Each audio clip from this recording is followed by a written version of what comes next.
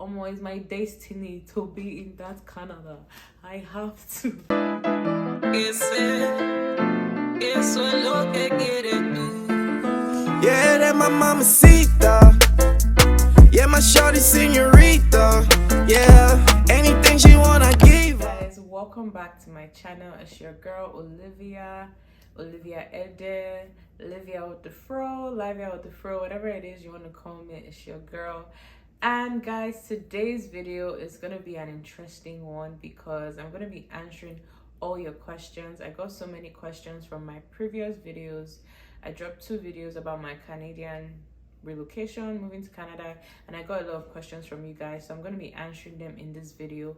And I'm also going to be sharing my journey to coming into Canada and how I got here, everything I did, in case it might be helpful to any of you guys. Make sure you like this video and subscribe to my channel. Let me know the kind of content you want to be seeing from me on this channel. Feel free to ask me any questions and I'll get back to you. All right, so first of all, this video has to start with a story time because 2022 is not the first time I tried to get into Canada. Yes, so I finished my NYSC in 2018, and right there and there I knew that I wanted to further my studies and leave Nigeria. I had gotten back from Mauritius in 2017, did my NYSC for 1 year, and I just wanted to leave. Like, I was already over Nigeria, God help me. But so I found an agent. The person was affordable, very, very affordable. So I'm like, okay, this is what I can afford. Let me try and use this. I applied for about 2 schools, and this school admission cost about 150 Canadian dollars as at then. And yeah, I got the admission. So the process was to obviously agents that I use actually absconded with my money in 2018. Yes, so I had paid her for her services, like not the full fee. She was supposed to help me get admission, do 1 or 2 things, and all of a sudden she was not even reachable. I even gave her number to my mom. She would not respond. Like, I got scammed basically. It's crazy. In Nigeria, you have to be careful. Like, you can't just use anybody. You have to do your due diligence and research. But yeah, then I was so naive, and that's how the first agent disappointed me. Then I found a second agent because I'm this kind of person. Yeah, I want someone to do it. I just want to submit my documents. You go through all the whole stress. Like, I don't want to be worried about that. So I rather pay. I know that you can do these things yourself, but that's not my preference. I prefer to outsource this kind of thing. The second agent seemed like he knew what he was doing, but he did not know what he was doing because I got denied. Like, in 2019, I applied to come to Canada and my student visa was denied. First of all, the agent didn't even let me know that I had to write a letter of motivation. Like, so many vital documents were missing from that application. I was called to do my biometrics. I was really, really excited, thinking that, oh my God, this is going to be it.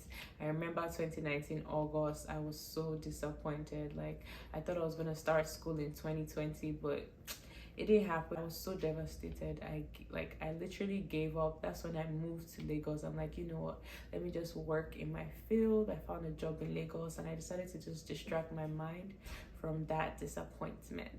But in 2021, I decided to try again. Like, I didn't want to give up because I knew that it's my destiny to be in that Canada.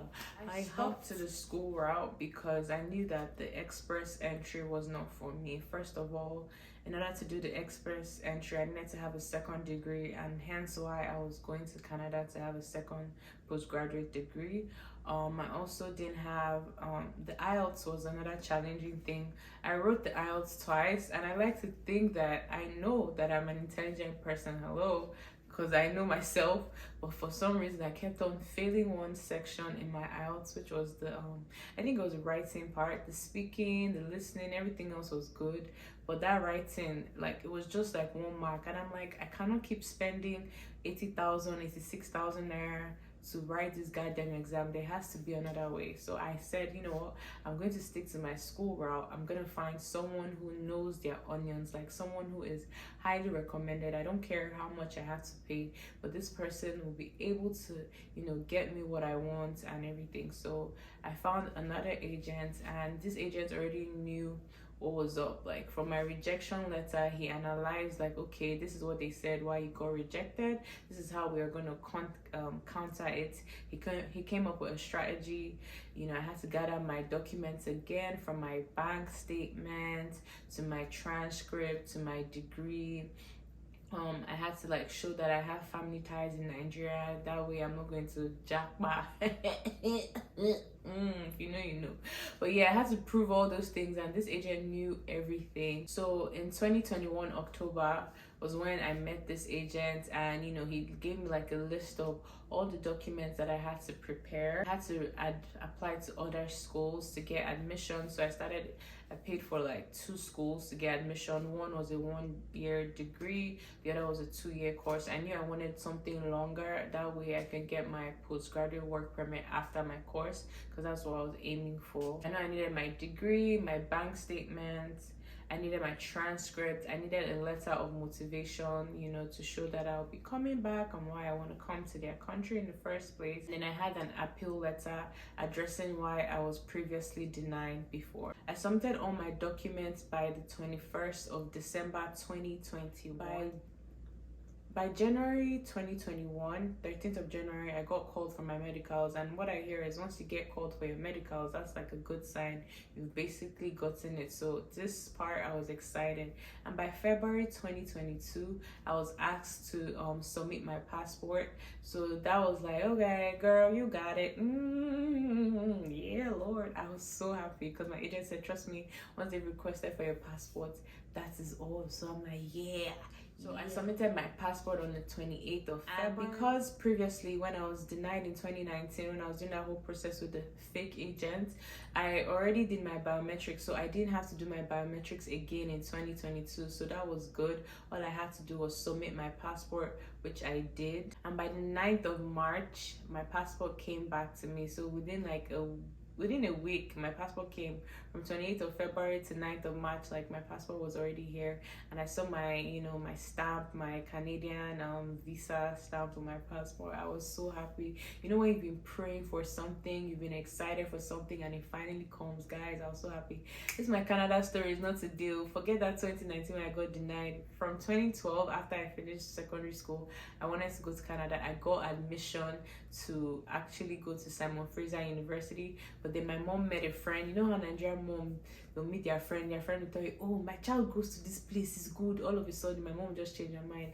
Hey, I think you should go to this Middlesex University. And that's how my Canadian dream was deterred. But I knew that one day I go come this country. Guys, I was so happy. I got my passport back March 9th. I came to Canada 30th of April. So March 9th, I came in April 30th. So guys, that's how I got here. I got here through using school. I'm doing a 2-year course in my field. I did advertising, media, PR in my undergrad, and for my postgrad, I'm doing strategic marketing communications. I love the course. I wanted to do something that, you know, I'll be excited about, something that can help me, propel me to the next level, and I'm glad I'm doing this course. So I came through student route, for those of you that have been asking. That's how I came to Canada. It's not easy, trust me. It's more expensive. Whatever works for you, you should do it, but this is what I did. For those of you that have been asking how I came, what I came to do, this is how I came to Canada. One of the questions I got asked was, did I do my vaccination before traveling? Yes, I did my vaccination even before like I knew Canada was happening, because I have a doctor friend. For those of you who don't know, check my previous vlog. Me and D. Lola Williams went to do our vaccination sometime in 2021, and yeah, I already did. So I didn't have to do any COVID tests. All I had to do was prove that I've been vaccinated, because I have a vaccination certificate which I uploaded on the I think it's Arrive Canada app. So when you come to Canada, there's an app called Arrive Can, and that's where you upload like your flight itinerary, you upload your COVID vaccination certificate, and yada. I even traveled to the UK as well before I came to Canada, and it's the same thing. You just need to prove that you've been vaccinated. So you can save money. You don't have to do no 50,000 naira COVID test. I don't know how much it is now, but once upon a time was 50k. So you save yourself some money. Yeah. So I got asked what documents I needed at the port of entry. That's when I got to Canada. What you need at the port of entry when you arrive in Canada, you need your passport, you need your admission letter that your school gave you, and you need like an invoice to prove that, okay, yes, you did pay X amount for your school fees, tuition. Yeah, that's all I needed. And obviously you need to have a place to stay. They didn't ask me for proof of address, but like I was ready to say, okay, this is where I'll be staying. I think it depends, and you have to be very prayerful, because I didn't stay on that queue for up to 5 minutes. There are some people that I saw, they were grilling them, asking them questions, yada. But you know, the favor of the Lord was upon me, because my shit was quick, ASAP. Like I did not waste time on that queue, and I'm so grateful to God. Yeah, God's favor. I got a question. Is Form A different from PTA? Yes, Form A is different from PTA. PTA is your personal travel allowance. Form A is how you pay your tuition. There are two different processes, but you can all do them on the platform that I shared in my previous vlog. I'll leave it in the description bar as well, so you can do that. Form A is for school fees. PTA is your personal travel allowance, and you need to have a dollar account with the bank that you're using. That way they just put the money in your account. It's more stressful to start creating the bank account when you're applying for PTA, so have that in mind. How long did it take for me to get my passport request letter after my biometrics? Like I said, I did my biometrics in 2019, so I didn't have to do it in 2021 or 2022.